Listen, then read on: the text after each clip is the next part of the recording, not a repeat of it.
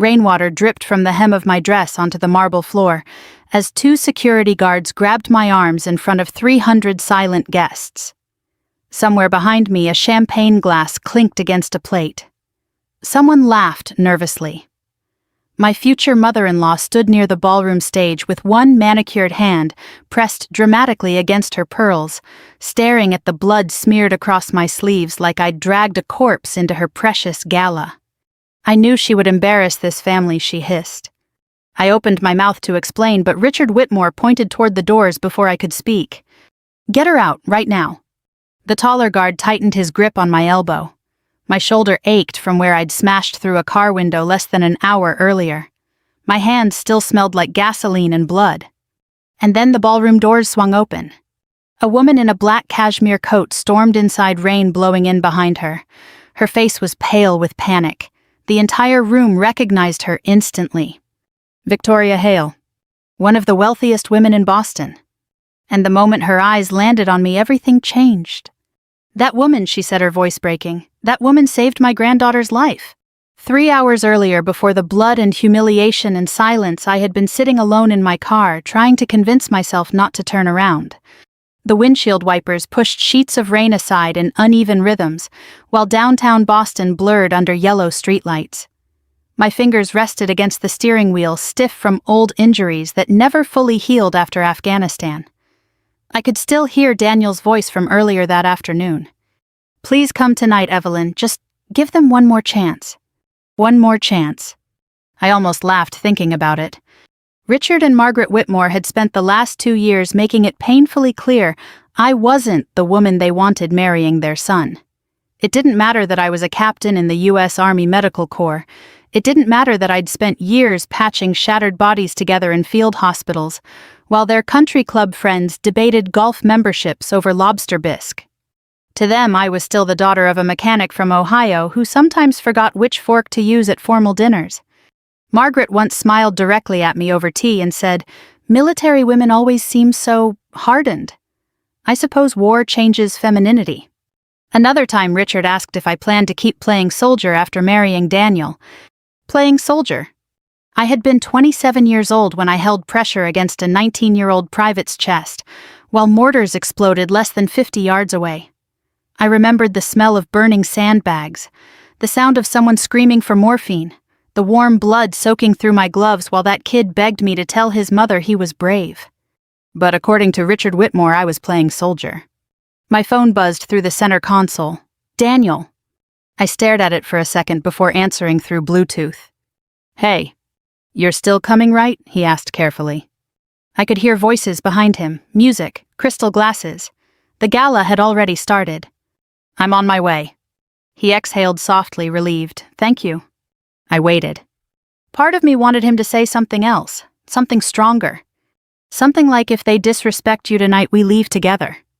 But Daniel had spent his whole life smoothing tension instead of confronting it. "They're just stressed," he said quietly. "My father's company's under pressure right now." "That doesn't excuse cruelty." "I know," his voice softened. "I just want tonight to go well." I stared through the rain-smeared windshield. So do I. After we hung up, I drove another 20 minutes through worsening weather. Thunder rolled low over the harbor. Traffic crawled near the financial district. Headlights reflected off flooded pavement in long silver streaks. That was when I saw the SUV. At first, it looked like a dark shape against the guardrail. Then lightning flashed overhead and I realized the vehicle was tilted halfway into a drainage ditch.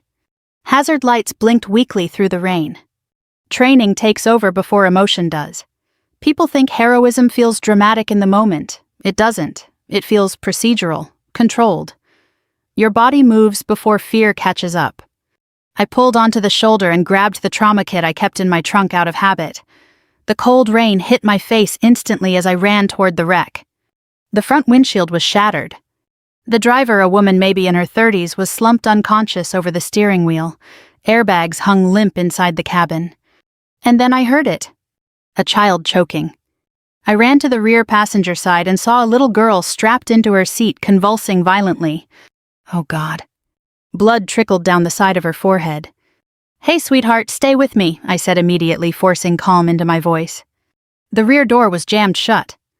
I grabbed a tire iron from the muddy ground near the crash and smashed the side window hard enough that pain shot through my wrist. Glass exploded inward. The child screamed. It's okay, I'm here."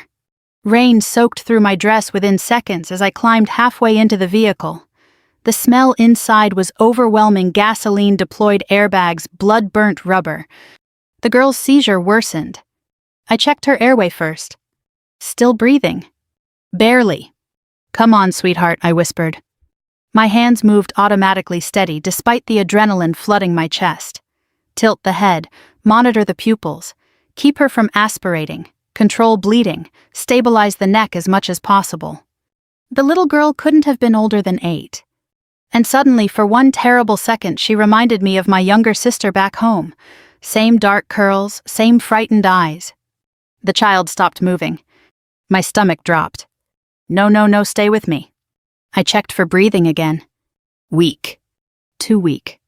I leaned closer, listening over the pounding rain and distant thunder while my own pulse hammered in my ears. Far away, sirens finally echoed through the storm. But I already knew those next few minutes would matter more than anything waiting for me at that gala. The little girl's lips had started turning blue by the time the ambulance finally reached us. Rain hammered against the overturned SUV so hard it sounded like gravel pouring from the sky. My knees were buried in cold mud beside the vehicle, and my entire body shook from adrenaline and exhaustion. One of my sleeves had ripped open on shattered glass, leaving a long cut across my forearm that I hadn't even noticed until blood mixed with the rainwater running down my hand. But none of that mattered. The only thing I could focus on was the child. "Stay with me, sweetheart," I kept saying softly while supporting her airway. "You're doing good. Just keep breathing for me." Her name was Lily. I'd learned that from the pink backpack crushed near the floorboard. There was a little stuffed rabbit hanging from the zipper soaked through with rainwater. The seizure finally eased, but her breathing remained shallow and irregular. One of the paramedics rushed over carrying equipment through the storm. "What do we have?" "Female, approximately 8 years old," I answered immediately. "Vehicle rollover, head trauma. Active seizure activity for at least 2 minutes when I arrived. Possible concussion, brief respiratory collapse." The medic looked at me sharply, instantly recognizing military precision in the way I spoke. "You medical?" "Army trauma." He nodded once. No more questions needed. The unconscious driver, the child's nanny, I later learned was extracted from the front seat while firefighters cut through twisted metal. Sirens painted the rain in flashes of red and blue. Steam hissed from the SUV's crushed engine. The little girl suddenly grabbed my wrist with surprising strength. Her eyes fluttered open just enough to find my face. "Don't leave," she whispered weakly. Something inside my chest tightened painfully. "I'm right here." She held on while the paramedics loaded her onto the stretcher. Even after they secured oxygen around her face, her fingers refused to let go of my sleeve. One of the medics gave me a sympathetic look. "You can ride with us if you're family." I almost said yes, but then my phone vibrated again. "Daniel." I looked toward the ambulance, toward the frightened little girl staring at me through the oxygen mask, then toward the glowing Boston skyline beyond the rain. Duty pulls people in different directions. Sometimes there's no right answer, only the choice you can live with afterward. I leaned down beside Lily one last time. "You're safe now," I told her gently. "These people are going to take care of you." Her small hand finally loosened from my sleeve.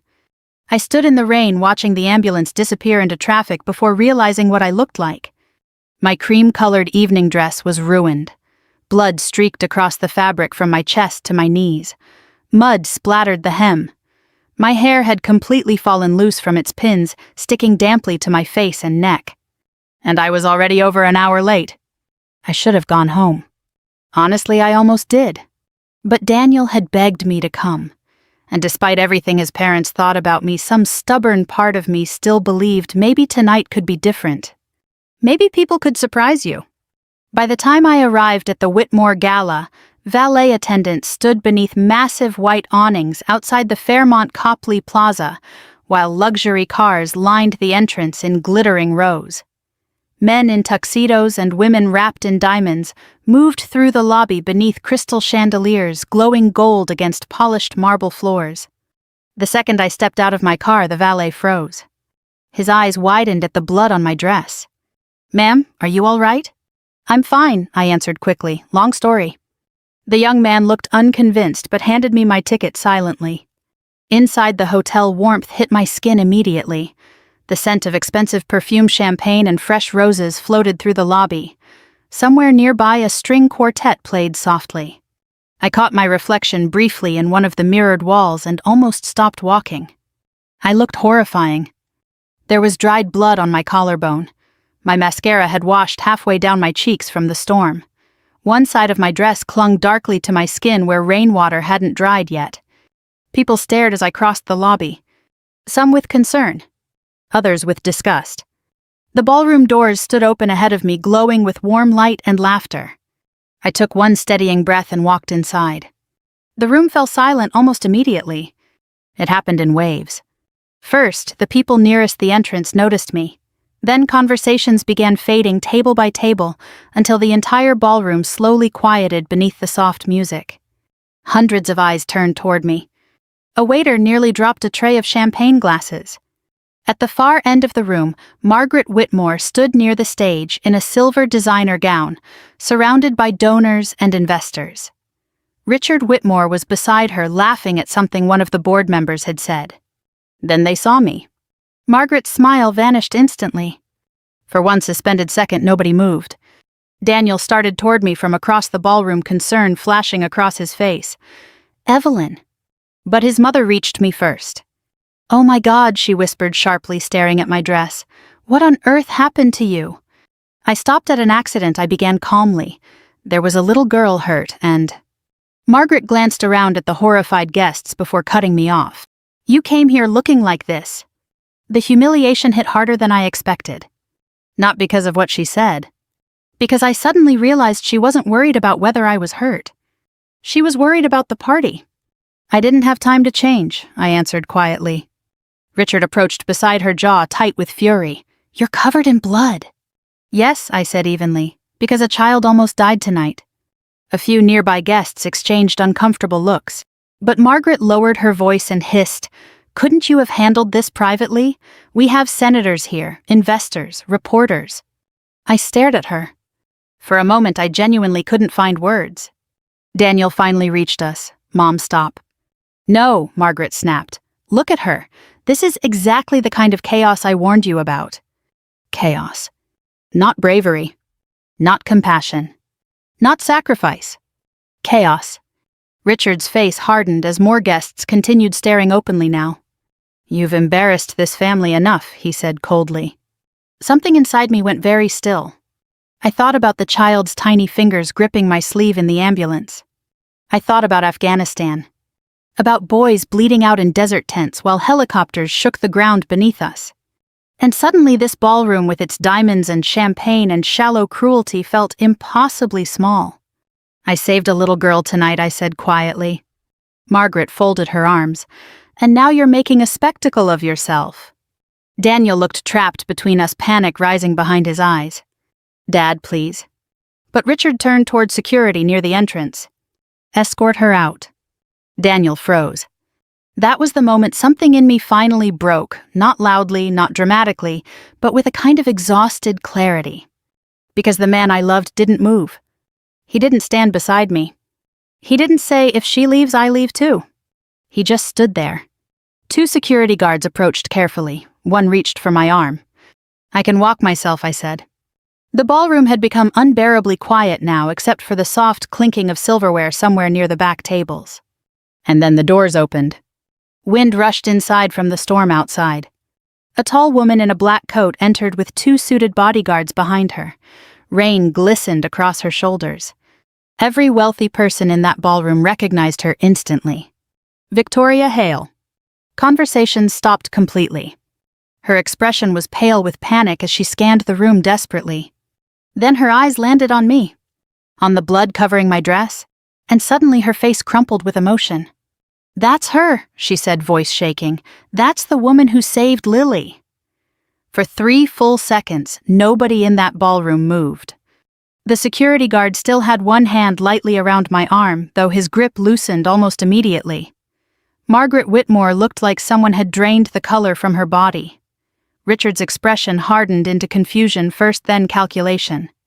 But Victoria Hale never looked at either of them. She walked straight toward me. The room parted for her automatically.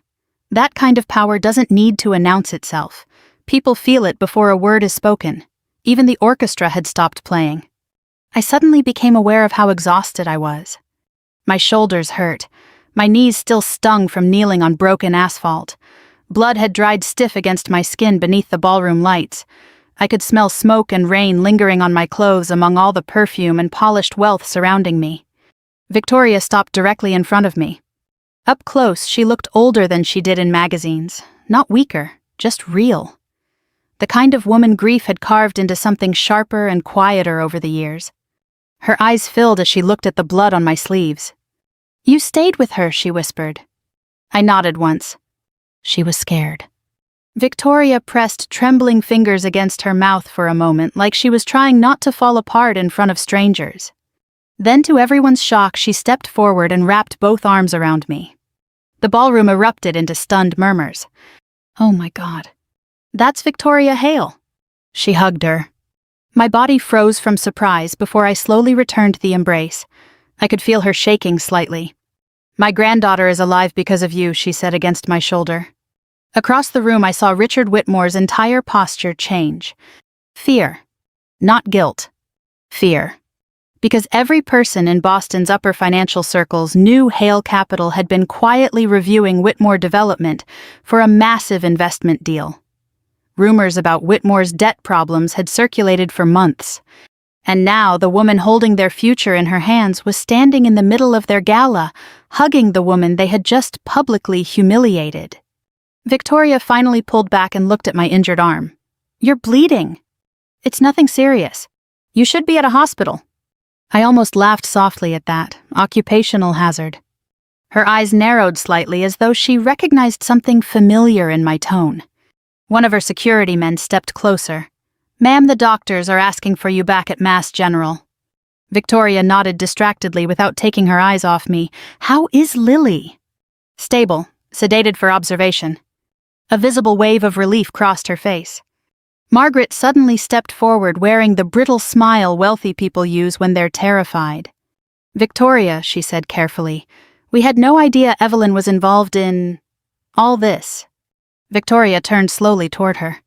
And for the first time since entering the ballroom, her expression became cold. "No," she said quietly, "I don't believe you did." Silence spread again. Margaret tried another smile. "We were simply concerned for the guests. She arrived in such an alarming condition." "Covered in my granddaughter's blood," Victoria replied. Margaret's lips parted, but no words came out. I stood there emotionally detached now, almost outside myself. Adrenaline exhaustion does strange things to the brain. Sounds become distant, faces blur around the edges. I noticed tiny details instead. The condensation sliding down untouched champagne glasses. The faint scent of cigar smoke clinging to Richard's tuxedo. Daniel standing 6 feet away looking sick with shame. Victoria turned back toward me. "What's your name?" "Evelyn Carter." Ms. Carter, the neurosurgeon, told me another 5 or 6 minutes without intervention could have killed Lily. The room grew even quieter somehow. I looked down briefly. I just did what anyone should do. "No," Victoria said immediately. "Most people drive past." That line landed heavily because everyone there knew it was true. Especially them. Richard Whitmore finally stepped forward, attempting composure. "Victoria, perhaps we should move this conversation somewhere more private." Her eyes shifted toward him with surgical precision. "You called security on her." Richard hesitated. There was clearly a misunderstanding. "No," Victoria said, "there wasn't." Her voice never rose, that made it worse.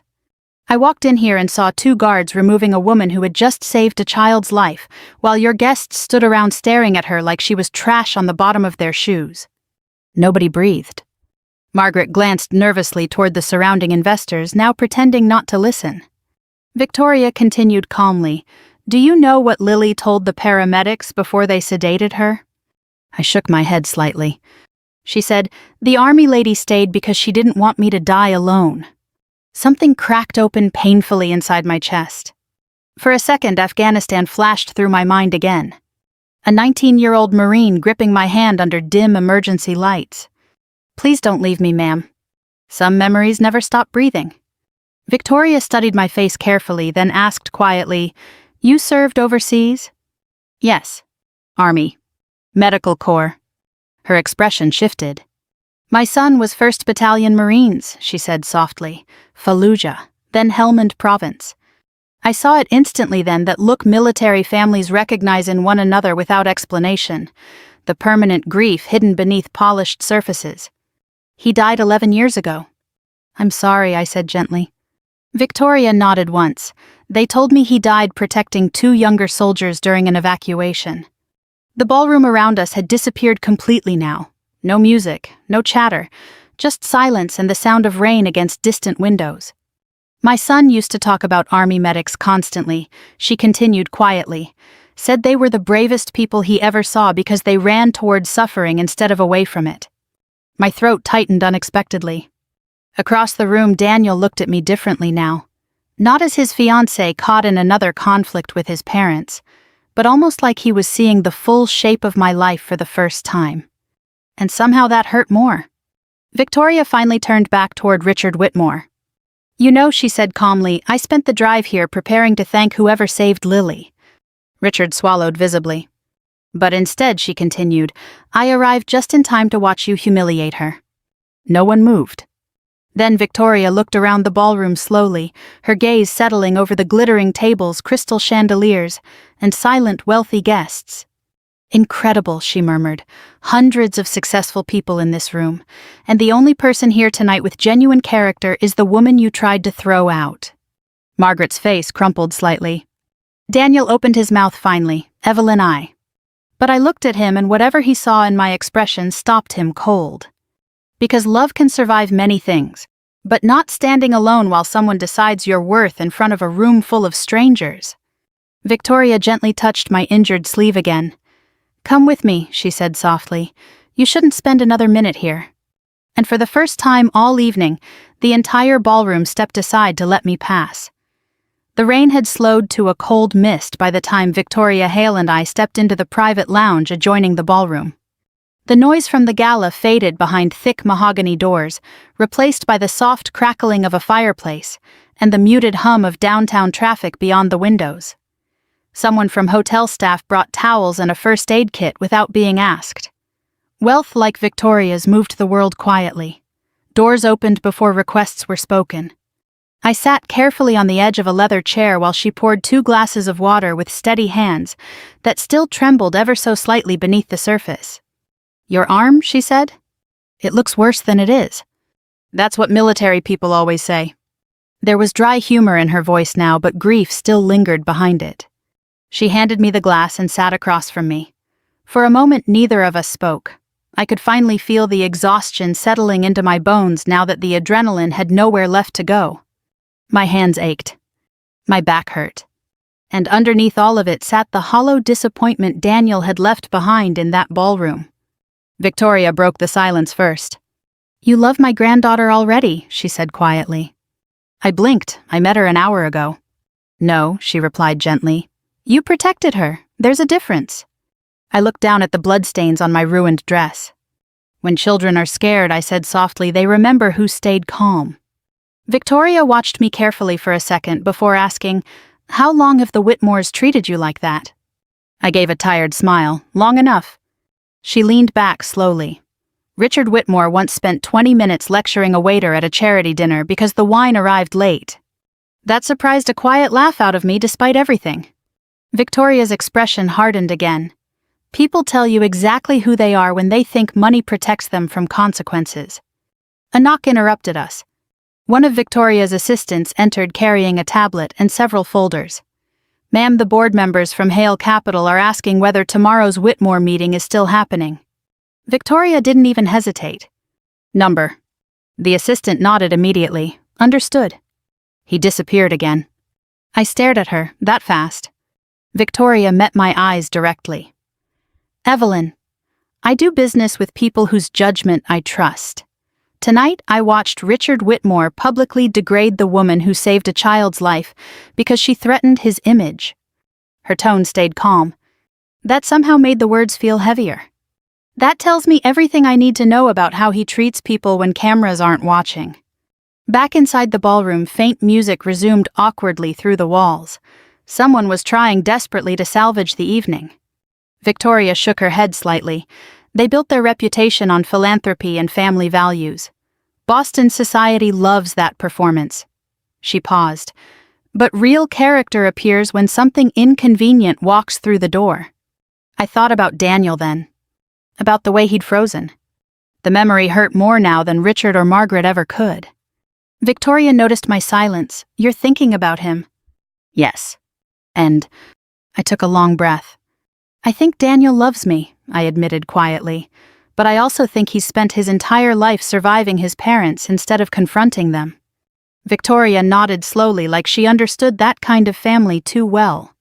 My husband came from old political money, she said, the kind that teaches children obedience before self-respect. Outside the lounge windows, headlights crawled through wet city streets below us. When my son enlisted, she continued softly, his grandfather called him a disgrace to the family. I looked up. Victoria smiled faintly, though sadness lingered in it. Funny how powerful men panic when someone chooses service over status. That line settled deep inside me. Because she understood. Not just the military. The loneliness that sometimes came with it. A second knock sounded. This time it was Daniel.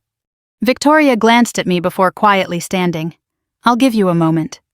She walked past him without expression and closed the door behind her. Daniel remained near the entrance for several seconds, looking wrecked. His bow tie hung loose now. His face had lost all color. I'm sorry, he said immediately. I didn't answer right away. Not because I wanted revenge. Because I was too tired to pretend his apology fixed anything. Daniel stepped closer carefully.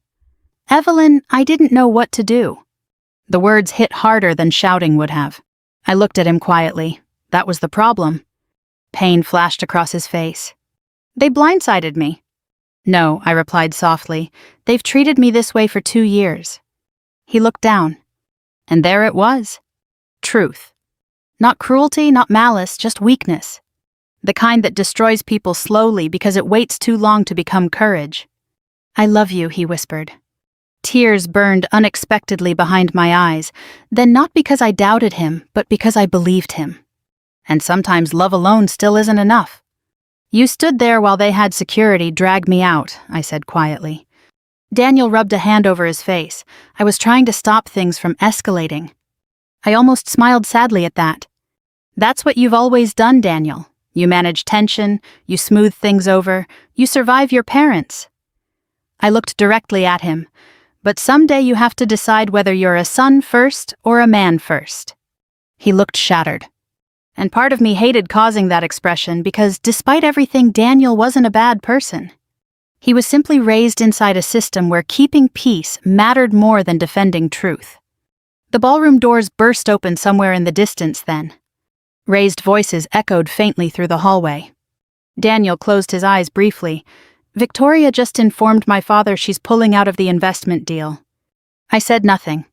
She also told 3 board members exactly why. There it was. The real collapse beginning. Whitmore Development had quietly been bleeding money for over a year due to over-leveraged luxury projects. Hale Capital's backing would have stabilized everything. Without it, I already knew what would happen. Investors panic fast when confidence disappears. Daniel sat heavily across from me, suddenly looking much older than 38. My father's going to blame you. No, I said quietly. He's going to blame himself, eventually. For a long moment, neither of us spoke. Then Daniel asked the question both of us already knew the answer to. Is this over? The fireplace crackled softly between us. I thought about every dinner where I'd swallowed humiliation to keep peace. Every backhanded comment Margaret disguised as sophistication. Every moment Daniel almost defended me but stopped halfway. Then I remembered a frightened little girl gripping my sleeve in the rain asking me not to leave her alone. And somehow that child had shown me more clarity in one night than this relationship had given me in 2 years. I slowly slipped the engagement ring from my finger. Daniel's face crumpled instantly. I wanted you to choose me without hesitation, I whispered. The ring rested cold and heavy in my palm. But you never did.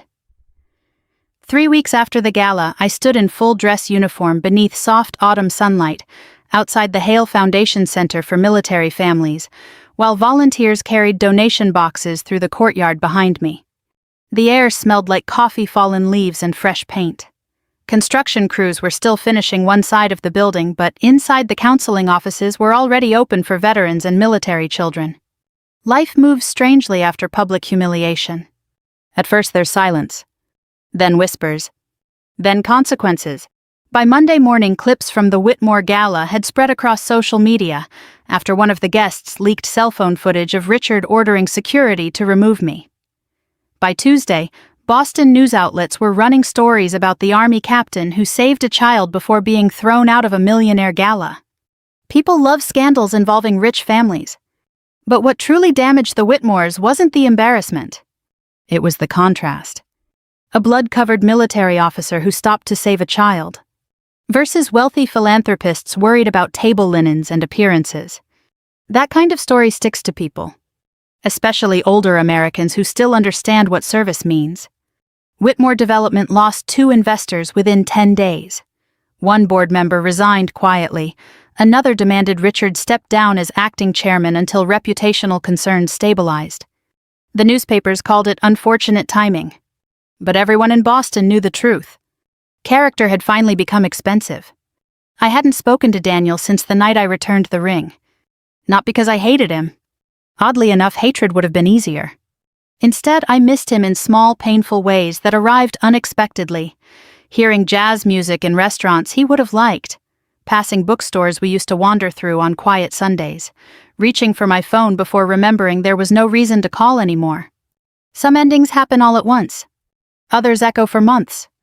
Victoria Hale found me 2 days after the gala sitting alone at a diner near the VA hospital wearing sweatpants and drinking terrible coffee after a 14-hour shift. No makeup. Hair tied back. Emotionally exhausted. She slid into the booth across from me wearing a camel-colored coat that probably cost more than my first car and said, "You look exactly like my son used to after back-to-back rotations." Then she ordered pancakes for both of us without asking. That was the beginning. Now, weeks later, she stood near the foundation entrance speaking with donors, while Lily chased Bubbles across the courtyard with several other military kids. The scar near Lily's hairline had mostly healed. Every so often she glanced over at me just to make sure I was still there. Trauma does that to children. Truthfully, it does it to adults too. "Captain Carter." I turned to see one of the volunteers approaching. "We're ready for the opening remarks." I nodded once.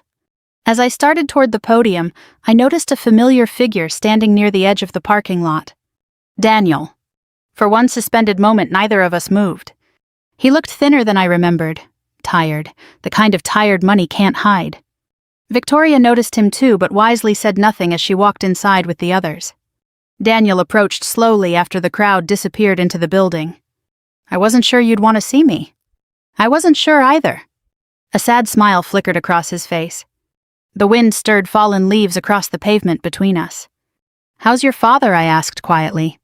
Daniel let out a breath through his nose. Angry, humiliated, looking for someone to blame. "And your mother?" "She still thinks this whole thing was a misunderstanding." That almost made me laugh. Almost.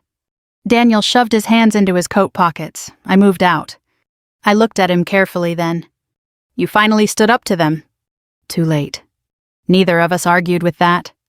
For a moment we simply stood there listening to distant traffic and children laughing inside the foundation building. "I loved you," he said finally. The honesty in his voice hurt. Because I believed him completely. "I know. And I should have protected you."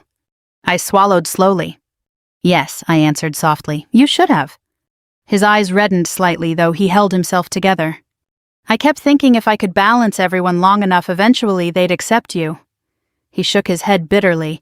"I didn't realize asking you to tolerate disrespect was its own kind of betrayal." That line settled heavily between us. Growth often arrives wrapped in regret. I stepped closer then, not romantically, not cruelly either. Just honestly. "You were raised to keep peace at any cost," I said. "But peace without integrity becomes cowardice eventually." Daniel nodded once like he'd already learned that lesson the hard way. "I'm trying to become better than them." I hope you do. He looked at me for another long moment before asking quietly, could there ever be another chance? There it was. The question both of us already knew the answer to. Behind us, I could hear Lily laughing inside the building. Victoria's voice floated faintly through the open doors. Somewhere above the city church bells rang noon across Boston.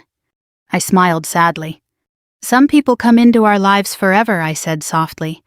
Others come into our lives to change us. Daniel lowered his eyes. Then, after a long silence, he nodded. Take care of yourself, Evelyn. You too. He walked away slowly across the parking lot without looking back again. And strangely, watching him leave no longer felt like losing something. It felt like surviving something. An hour later, the Foundation auditorium filled with veterans, spouses, social workers, donors, and military families, balancing restless children on their laps. I stood at the podium in uniform while sunlight streamed through tall windows behind the audience. Victoria sat in the front row beside Lily. In her hands rested an old photograph. After the ceremony, she showed it to me privately in her office. A young Marine smiling beside a dusty Humvee somewhere overseas. Her son. He would have liked you, she said quietly. Emotion tightened unexpectedly in my throat. Victoria touched the photo gently. After he died, I spent years surrounded by powerful people pretending influence mattered most. She looked up at me. Then you walked into that ballroom covered in blood from saving a child. Tears burned behind my eyes. You reminded me what real honor looks like. For a second, neither of us spoke. Then Lily burst into the office holding construction paper stars and immediately wrapped herself around my waist. Look what I made. I laughed softly through the emotion and crouched beside her. And in that moment, surrounded by sunlight and laughter and imperfect healing, I understood something that had taken me years to learn. The richest people in the world are not the ones who protect their status. They're the ones who still protect others after life gives them every reason not to. If this story moved you, I'd truly love to hear where you're watching from and what part stayed with you the most. Stories like this remind us that dignity, courage, and kindness still matter, especially in a world obsessed with appearances. And if you enjoy heartfelt stories about resilience, family, and unexpected justice, make sure you subscribe and join us for the next journey. There are so many more stories waiting to be told.